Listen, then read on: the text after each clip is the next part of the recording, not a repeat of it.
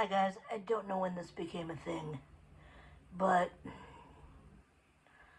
I guess probably when I became chronically ill with kidney disease and so forth, and medical appointments as an adult became a serious scheduling nightmare, and that's when I began to feel, how shall I say, almost like a number of sorts, in the sense that I'm complex, yes, but my medical appointments leading into transplant are becoming a lot. I have a bunch of stuff other than the kidney disease going on medically, and as a result, I sort of feel like I'm beginning to be just a diagnosis, and that sounds astronomically awful to say because I don't think it's the truth. I just think it's the reality of our, I'm not going to say Canadian because it's not Canada, it's everywhere North American, medical system. And let me explain. It is very blatantly put in my medical chart that I am a wheelchair user. So, I've said this more than once in various contexts, but here's the latest example. They called me for a test. They said we need a bone density test for your transplant. I said, that's strange, I've never had one before. Because I've had a transplant before, they didn't do that before. I know that for a fact. So there I go, I don't know, I asked who the physician was that prescribed it, and they told me. So I called the hospital, the clinic that I work with, and I said, they're looking for a bone density test, it's an outpatient unit.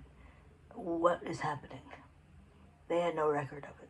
So I called back and I said, what is happening? The hospital has no record of it. And she goes, what are you talking about, bone density test? Admittedly, I got another receptionist. What are you talking about? You don't have a bone density test, it's a mammogram. And we're doing it via ultrasound because you're in a wheelchair. Okay, cool. And then she proceeds to tell me, but wait, we don't have a lift to put you on. Not because I'm in a wheelchair, rather, but because the mammography machine doesn't go low enough to accommodate my wheelchair. Anyway, so we're going to put you on an exam table to do the ultrasound, because I have to be laying down to do it. Well, guess what? They don't have a lift to put me on the exam table. So guess what ended up happening? Laura called the hospital back and said, book it internally at the hospital. And if you could preferably do it on a day I'm already there for dialysis, that would be greatly appreciated, so I don't have to book transportation. And that's precisely what happened.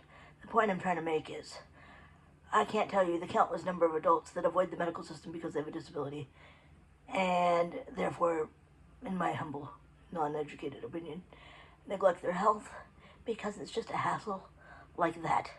I don't understand why healthcare facilities in Canada and the US, and around the world for that matter, aren't required by some sort of law to have a Hoyer lift or lift of some sort, making it barrier-free for everybody. Like, is this not just common sense? I don't understand. I don't understand why we're light years away from putting a lift in a closet in case, with a couple batteries that are already charged. You know, on the off chance that, you have patients that need it. I need to get glasses, I just realized, and I don't know if the equipment at my eye doctor's office goes low enough to accommodate my chair. So therefore, I can't transfer myself without a lift of some sort now, because I've had too many infections and lost my glutes and my quads. So therefore, do I skip the appointment or do I fight? And, I don't know. I'm going to call. I'm assuming they don't have the equipment to do it. I'm assuming, I don't assume, but odds are they're not equipped to handle me. And that's frustrating.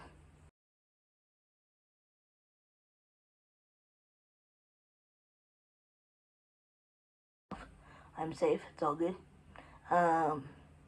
Just telling me what my numbers were. And, yeah.